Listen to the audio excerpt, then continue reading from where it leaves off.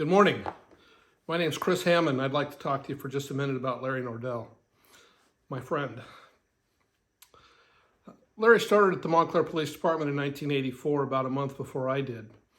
And we worked together until March of 2006 when I left the department to go to the Riverside County District Attorney's Office.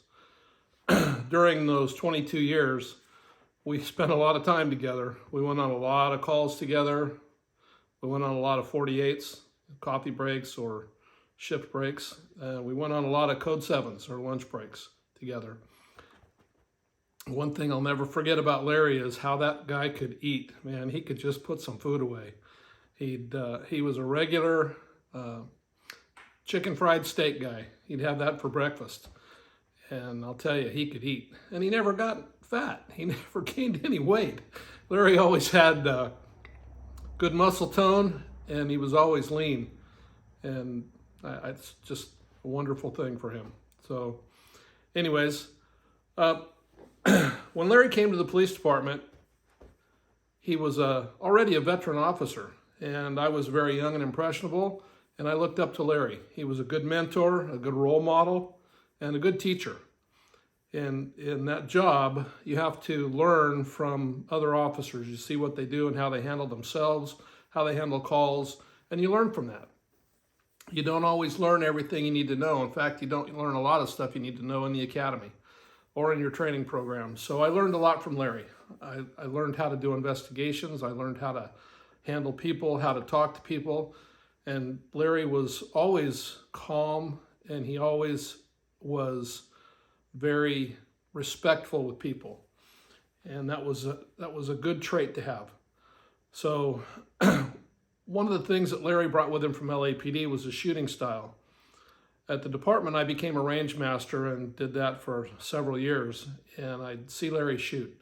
And Larry'd always shoot with his right hand out and his left hand behind his back.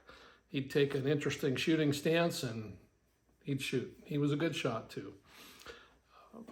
Later, we ended up training a little differently, but Larry was one of those guys that he shot the way he shot, and just let him do his thing. The other thing he learned was something that I saw on a call one day when we were handling a domestic violence call. And we were with a suspect on the balcony of a 2-second-story apartment complex, and Larry was talking to the male half, and I was talking to the female half. And I heard a little commotion behind me, and the guy was not being real cooperative. And I turned around to see Larry had the guy C-clamped up against the wall. That was a technique I don't remember being taught in the academy, but it was very effective in this circumstance. The guy decided he didn't want to give Larry a hard time, and he became very cooperative. And I tell you, even though Larry wasn't very big, he had this guy lifted up off the ground and pinned against the wall. So it was one of those things he brought with him. But like I said, Larry was very calm on calls, and he was a good presence. You always knew that if Larry was on the call with you, you were safer, because he always had his head on a swivel and he was watching for things that could hurt you or both of you. So that was a very nice thing. Larry and I were pretty close. Closer, I think, than a lot of officers get. One of the things that happened to us was pretty funny. Some of you might have heard this story, but on a Saturday, I think we were working a warrant program. Both of us were in the car, and we arrested this guy for some outstanding warrant. Larry was in the passenger seat, and we were going to take him to the West Valley Detention Center. Larry's filling out paperwork, and I hear him ask the guy, "So, your birthday is really May 13th? He says, "That's a coincidence. That's my birthday." I looked over at him and I said, "That's a coincidence. That's my birthday." So Larry was 13 years older than me, but we were both born on May 13th. And so was the guy in the back seat in the handcuffs going off to the jail. It was pretty funny. I think we all got a chuckle out of it. But it was a pretty good memory about Larry. The other thing that I'll always remember about Larry was he had the most incredible work ethic when it came to always being there. He didn't call in sick.